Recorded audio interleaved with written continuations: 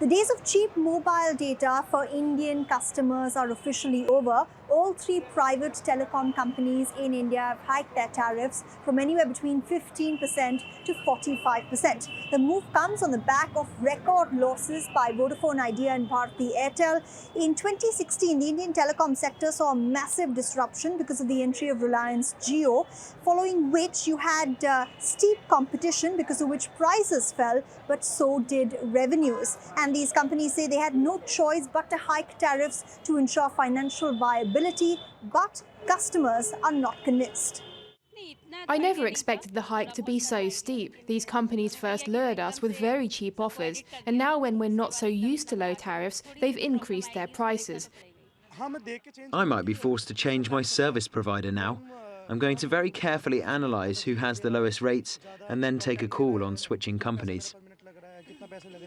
While customers are miffed, markets have cheered the hike, with telecom stocks going up briefly. Most experts say that this price rise will give the telecom sector some room to breathe. But is it going to be enough for these companies to get back on their feet? For the moment, the government has temporarily halted the payment of levies owed to it for the purchase of airwaves. But the telecom companies say they're going to continue fighting the government on that front legally in the Supreme Court.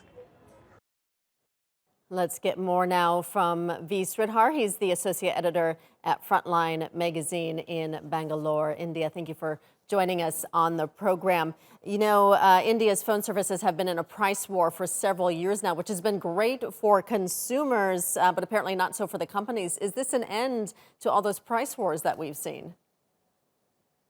I don't really sympathize with the telecom companies. The plight they are in is a lot due to their own making.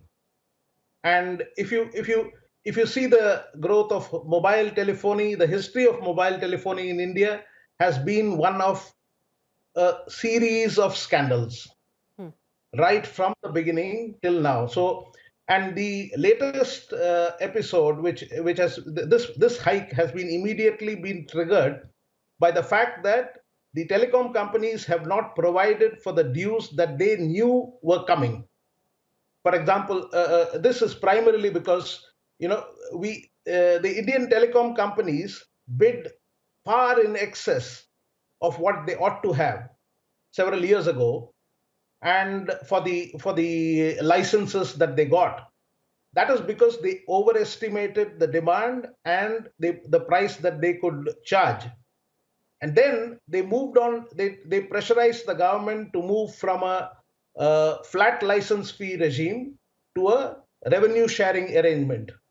Now, this particular crisis, which is, we're talking about something like 890 billion rupees. Now, this particular shock is not really a shock because these companies have not been paying the revenues, paying their share of the profits to the government, which was as license fee. Right, right. So this is not really. What does this mean for consumers? Because we're looking at 40 to 50% tariff increases. Yes. So what have people been paying for their mobile phones and data usage, and how is it going to affect them? The reality of the Indian telecom sector is that it is split. It's not a uniform market. So the average revenue per user in India is very low. So it's about 120 to 130 rupees per month, which is very, very low. We're talking about $10 to $15 per month per user. So, but within this, there is a wide range. There are wealthier subscribers who can afford to pay more, and there are very, very cheap at the lower end of the market, which is a very big segment of the in terms of the number of subscribers.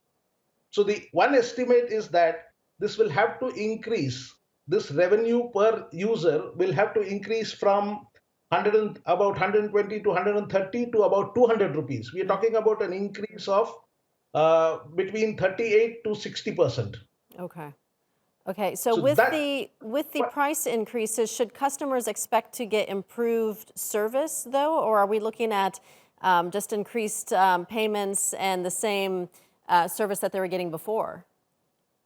Uh, service quality is not such a major issue. I mean, that's not really the major issue. The issue is that when the revenues will when the prices will increase, a lot of the subscribers will drop out of the market. They will use less data, especially those who are poorer subscribers. So what will happen is that these companies may actually not end up getting that average number that I was talking about, this average revenue, what they call ARPU. The average revenue per user will have to increase to 200 rupees or so from about 130 now. But if a lot of the subscribers are dropping out of the network, it has two consequences. One is that these companies may eventually not even get the revenue that they're aiming for with these price hikes. The other implication of this is that India has serious problems with a digital divide. That is, not everybody has access to broadband. These cheaper tariffs made it possible for many more people to opt for broadband.